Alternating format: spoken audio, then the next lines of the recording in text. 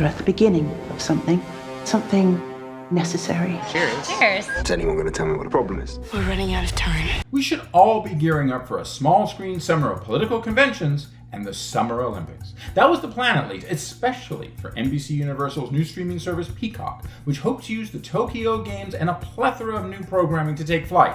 However, then the coronavirus pandemic came along and put a kibosh on that. So while as streaming service battles continue and COVID-19 cases continue to surge in America, the real question is, will Peacock's Brave New World adaptation or the Holiday Granger starring The Capture prove the show that you have to watch this week? Or will that distinction go to Netflix Indian Matchmaking, which premieres tomorrow, or the return of TNT's The Alienist? Everyone's happy here. Everyone has a place. There's no hunger, no violence. There's no pain there, John. Everyone fits. I've always wanted that for you. This is your home now.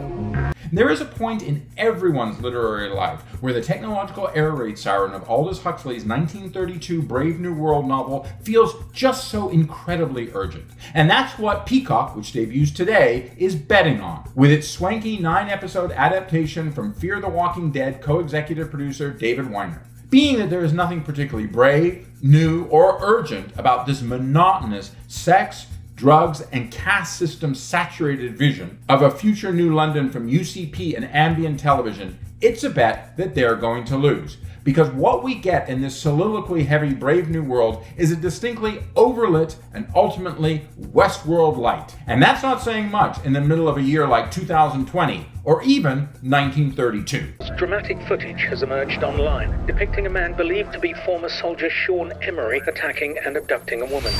That's him. A woman's missing.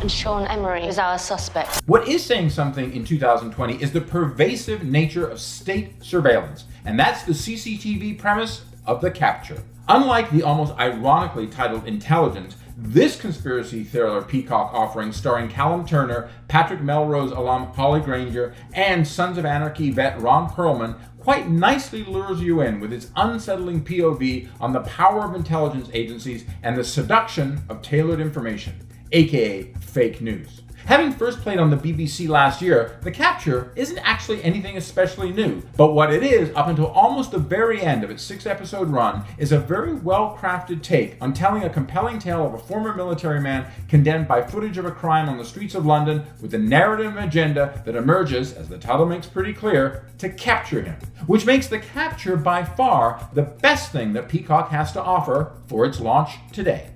So fickle-minded and fussy, and I'm here to help them. In India, the marriages, they are between two families. So the parents guide their children, and that is the work of a matchmaker. Very nice person, understands sense of humor. You know how I hate comedy.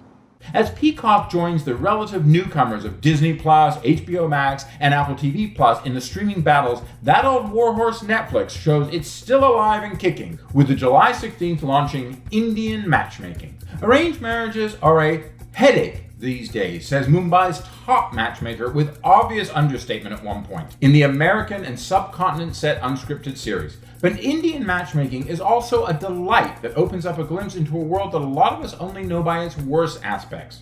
Following 7 clients in their search for much more than just love, Indian Matchmaking has a very strong chance of becoming this year's Love is Blind, which I also loved, and that would be where the real magic would be happening for Netflix. However, as deceptively ambitious and eminently watchable as Indian Matchmaking is, the show that you have to watch this week is The Alienist, Angel of Darkness.